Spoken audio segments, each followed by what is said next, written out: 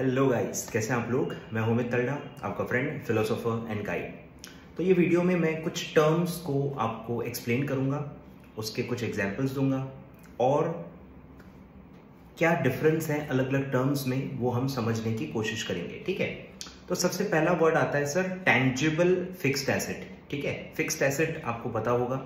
Fixed asset कोई भी ऐसा एक रिसोर्स है जिस पे आपका कंट्रोल है। ठीक है, बिकॉज वो आपके नाम पे है, आपने खरीदा है और उसका बेनिफिट जो है वो 1 साल से ज्यादा आपको मिलने वाला होता है। ठीक है, अब अगर वो एसेट, ठीक है, नॉर्मल एसेट क्या है, रिसोर्स, उसकी लाइफ अगर 1 साल से ज्यादा है, उसको आप यूज कर सकते हो, उसका एक इकोनॉमिक लाइफ है, तो वो फिक्स्ड एसेट होता है। उसके अंदर फिर 2 कैटेगराइजेशंस होते हैं, टेंजिबल एंड इनटेंजिबल। ठीक है, टेंजिबल मींस ऐसे फिक्स्ड एसेट्स जो आप देख सकते हो, फील कर सकते हो, टच कर सकते हो, जिनका एक फिजिकल एग्जिस्टेंस होता है, लाइक बिल्डिंग, बराबर, बिल्डिंग, मशीनरी, फर्नीचर, प्लांट, ये सारे एसेट्स क्या होते हैं, टेंजिबल होते हैं। इनको आप देख सकते हो, फील कर सकते हो, टच कर सकते हो। तो ये हो गए टेंजिबल फिक्स्ड एसेट्स।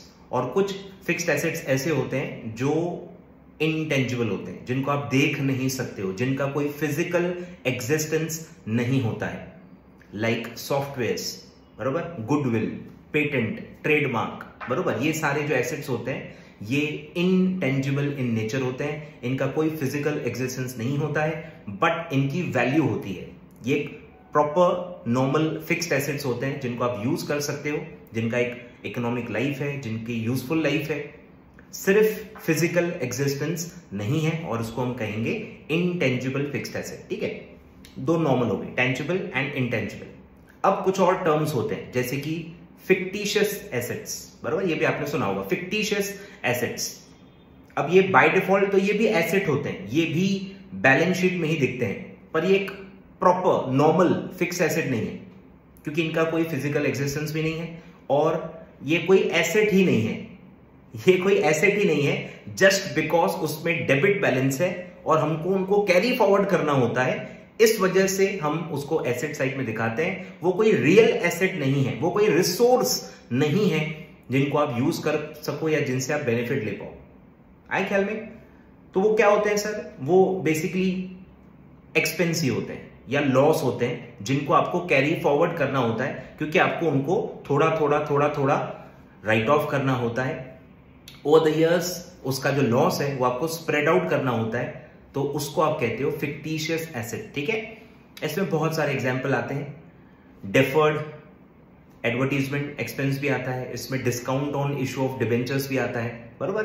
तो ये सब क्या है, ये लॉस ही है या ये एक्सपेंस है जिनको आपको डेफर करना है, क्योंकि अमाउंट बहुत बड़ा होता है इनका, 1 साल में आप इनको राइट ऑफ नहीं कर सकते हो, और इनको आपको थोड़ा थोड़ा ओवर द इयर्स आपको राइट ऑफ करना होता है। ठीक है, तो इन टाइप के एसेट्स को कहते हैं फिक्टिशियस एसेट। ठीक है, तो फर्क क्या है, ये एसेट ही नहीं है। सबसे बड़ा फर्क क्या है, ये एसेट ही नहीं है, मतलब फिजिकल एग्जिस्टेंस हो ना हो उसकी बात नहीं हो रही है, ये रिसोर्स ही नहीं है, इनको आप यूज ही नहीं कर सकते हो। Discount on issue of debentures को कैसे यूज करोगे, वो तो लॉस है ना। डेफर्ड रेवेन्यू एक्सपेंडिचर है कोई, तो वो तो रेवेन्यू एक्सपेंडिचर ही है, कोई ऐसा रिसोर्स नहीं है जिसका कंट्रोल आपके पास हो। आए ख्याल में?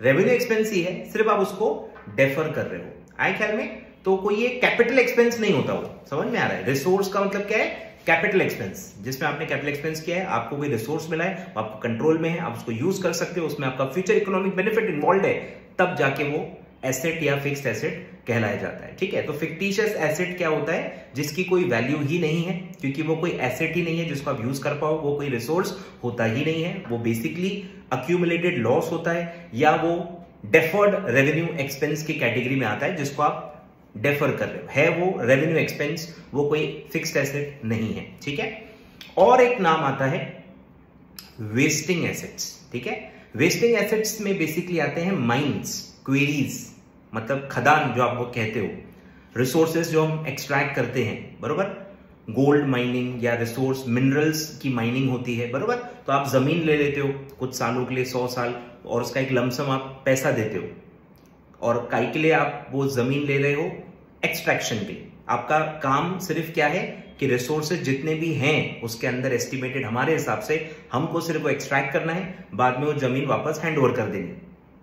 तो इन टाइप के एसेट्स को कहते हैं वेस्टिंग एसेट। क्यों? क्योंकि इसमें एक रिसोर्स छुपा हुआ है जो आपको एक्सट्रैक्ट करना है। आपको एक एस्टिमेशन होता है कि एस्टिमेटेड कितना रिसोर्स उसके अंदर है, कितना कोल है, कितना गोल्ड है, कितने मिनरल्स हैं, ये आपको पता होता है, एस्टिमेशन।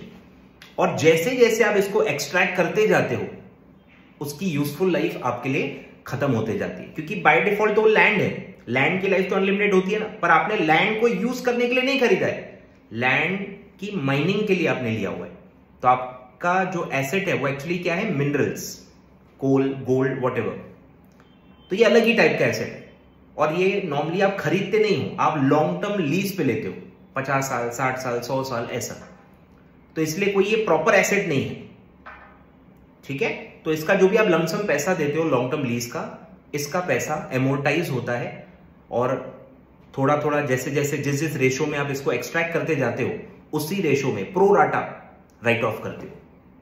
आए ख्याल में? 10,000 किलो का अगर उसमें है रिसोर्स और आपने 100 किलो एक्सट्रैक्ट कर लिया तो 100 डिवाइडेड बाय 10,000, इस रेशो में आप उसको एमोर्टाइज करते जाओगे और इस टाइप के एसेट्स को कहते हैं वेस्टिंग एसेट्स, ठीक है। माइंस, क्वेरीज, ये सब इसमें आते हैं, ठीक है। तो इस पार्ट में हमने, इस वीडियो में हमने क्या पढ़ा? टेंजिबल फिक्स्ड एसेट, सिर्फ फिक्स्ड एसेट भी मैंने बता दिया, टेंजिबल फिक्स्ड एसेट बता दिया, इंटेंजिबल बता दिया, फिक्टिशियस फिक्स्ड एसेट बता दिया और फिक्टिशियस एसेट बता दिया और वेस्टिंग एसेट हमने बता दिया, ठीक है। ये 4 वर्ड्स, टर्मिनोलॉजीज आप सुनते हो, तो मैंने विद एग्जांपल इनको डिफरेंशिएट करके आपको बता दिया है, ठीक है। और आपको क्या टॉपिक्स पे वीडियो चाहिए कमेंट करके जरूर बताना। मैं शॉर्ट वीडियोस आपको बनाते जाऊंगा, सिंपल सिंपल कॉन्सेप्ट्स, उसका डिफरेंस या उसका एग्जांपल देके आपको चीजें सिंप्लीफाई करने की कोशिश करूंगा।